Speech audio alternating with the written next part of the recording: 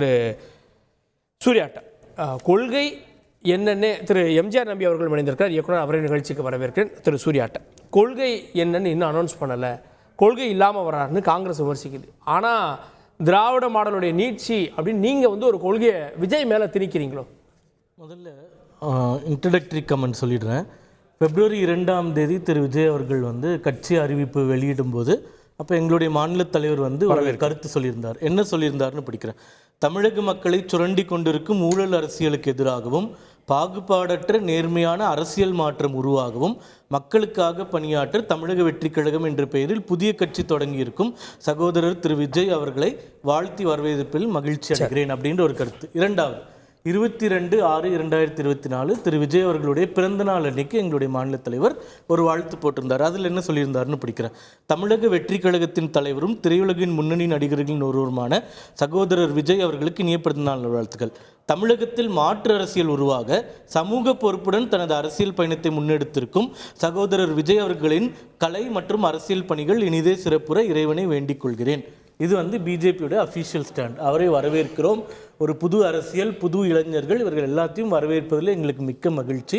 மற்ற கட்சிகளுக்கு இருக்கிற மாதிரி எந்த ஒரு வெஞ்சன்ஸு, வெறுப்பு அதெல்லாம் எதுவுமே எங்களுக்கு கிடையாது. அவர்கள் வந்தால் அரசியல் களம் மாறும் என்று நம்பக்கூடிய கட்சி நாங்கள். எங்கள் கட்சியிலும் எப்படி இளைஞர்கள் புதுமுகங்கள் வர மாதிரி தமிழக அரசியலுக்கு ஒரு புது கட்சி மூலமாக நிறைய பேர் வந்தால் வரவேற்கிறோம். டெமோக்ரஸியில் நிறைய பிளேயர்ஸ் இருக்கிறது வரவேற்கக்கூடிய ஒரு விஷயம். இதுதான் எங்கள் கட்சியினுடைய அஃபீஷியல் ஸ்டாண்ட். இப்போ அடுத்தது இது வரவேற்பு. அடுத்தது கொள்கைகள் தெரிஞ்சோடனே அதை பற்றின விமர்சனங்கள் நடக்கும். நடுவில் ஒரே ஒரு விஷயத்தில் நாங்கள் கிரிட்டிசைஸ் பண்ணோம். ஒன்று தான் எங்கள் கட்சி சார்பாகவும் எங்கள் கட்சி தலைவர்கள் சார்பாகவும் என்ன சொன்னோம்னா, இப்போ திராவிடன் மாடல் நீங்கள் சொல்கிறதே பிரச்சனையான ஒரு மாடல். ஏன்னா கடந்த 50 ஆண்டுகளில் இவர்கள் சொல்லக்கூடிய திராவிடன் மாடலுக்கு மக்கள் கொடுத்த மேண்டேட் வெறும் 15 ஆண்டுகள் தான். திராவிடன் மாடல் நாங்கள் ஒத்துக்க மாட்டோம், நாங்கள் தமிழ்நாடு மாடல்னு சொல்லக்கூடிய அதிமுகவுக்கு தான் 35 ஆண்டுகள். ஒரு நிமிஷம் நான் பேசி முடிச்சிடறேன், நீங்க குறுக்கிடவில்லை. 15 ஆண்டு நீங்க ஒரு நிமிஷம் நான் சொல்லிடுறேன். அப்புறம் நான் குறுக்கிடுவேன் நீங்க பேசும்போது. நான் பேசும்போது நீங்க பேச வேண்டாம்.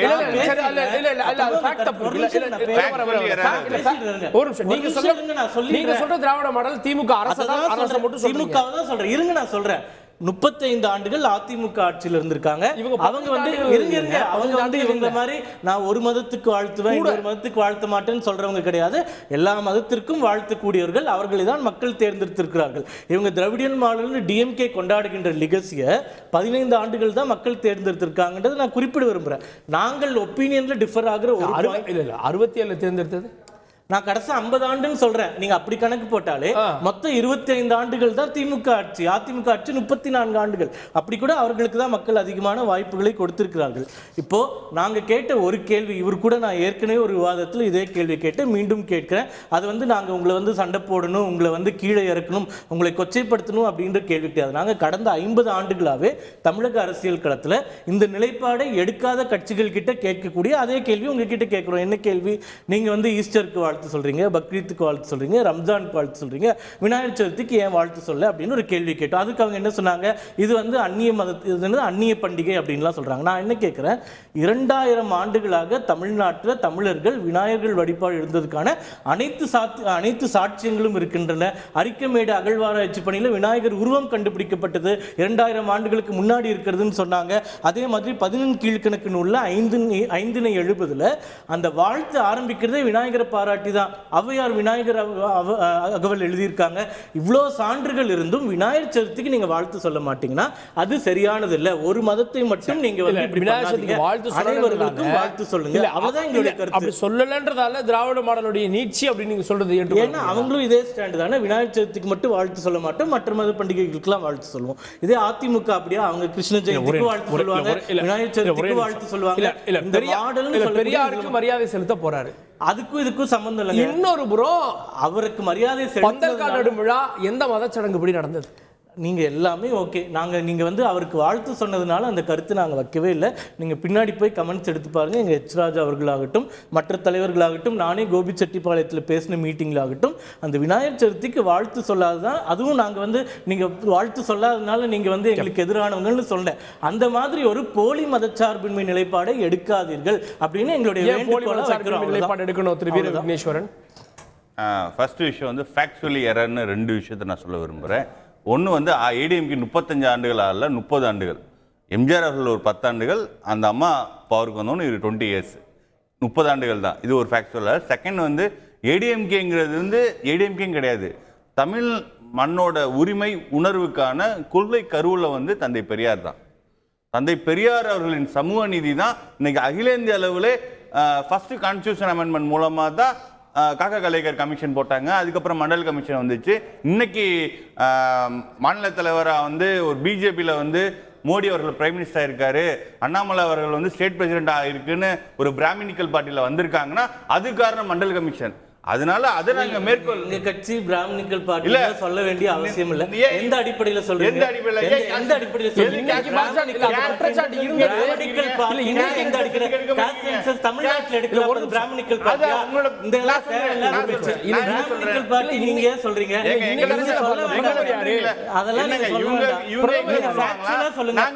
ஃபேக்சுவலா சொல்லுங்க. ப்ரூவ் பண்ணுங்க.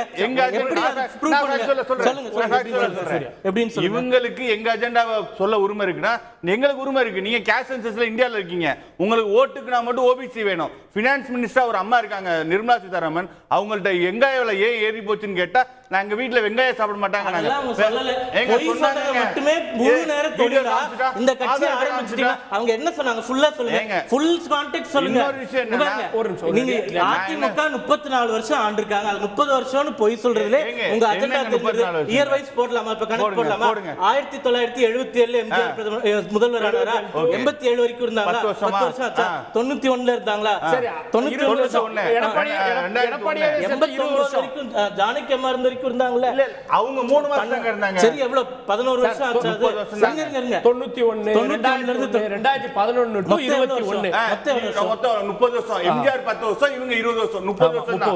உங்களுக்கு கணக்கு தெரியல. எடப்பாடி 4 வருஷம் அதையாவது எடப்பாடியே சேர்த்தா சார் 2001 ல இருந்து அந்த ஆட்சியுடைய கண்டினியூஸ் தான் 2020. எங்க உங்களுக்கு கணக்கு தெரியலனா நான் சொல்லுங்க. உங்களுக்கு அப்படியே கணக்கு தெரிஞ்சிருச்சு. 30 வருஷம் போட்டு பாருங்க. ஃபர்ஸ்ட் விஷயம். அடுத்த விஷயம் வந்து சுருக்கம். ஏடிஎம்கே இல்ல, தமிழகத்தோட உரிமை உணர்வுக்கான கொள்கை கருவூலம் பெரியார். அந்த லீகசிய பெரியார், அம்பேத்கர், காமராஜரின் கொள்கை வாரிசாக அந்த சமூக நீதி லீகசியை அடுத்த கட்டத்துக்கு எடுத்துட்டு போறதுதான் எங்க தலைவரோட ஏற்கனவே பல கட்சிகள் அதை பிடிச்சிருக்காங்க சார். நான் சொல்றேன் இவர் தேசிய சிந்தனையோட வாங்கன்றாங்க. அண்ணா சொன்னார் பாத்தீங்களா, கேஷ் சர்வே எடுக்க மாட்டாங்க அப்படின்ட்டு. பிஜேபியோட கார்பன் சீட் தான் டிஎம்கே தமிழ்நாட்டுல. நான் எழுதி சொல்றேன், இவங்க வந்து கார்பன் சீட்டு. இவங்களோட டிஎம்கேயோட அகில இந்திய தலைவர் மோடி தான். நான் அடிச்சு சொல்றேன், கொள்கை ரீதியா எப்படி என்னங்க சொல்றேன், கேஷ் சர்வே இவங்க எடுக்க மாட்டாங்க, கேஷ் சென்சஸ் இவங்க எடுக்க மாட்டாங்க, இங்க இவங்க கேஷ் சர்வே எடுக்க மாட்டாங்க. இவங்க ரெண்டு பேருக்கு என்னங்க டிஃபரன்ஸ்? சும்மா எலெக்ஷன் டைத்துல ஜும்லா பண்றாங்க. அமித்ஷா பண்ண மாதிரி எலெக்ஷன் ஜும்லா இதெல்லாம். செய்திகளை உடனுக்குடன் தெரிந்து கொள்ள உடனே சப்ஸ்கிரைப் பண்ணுங்க.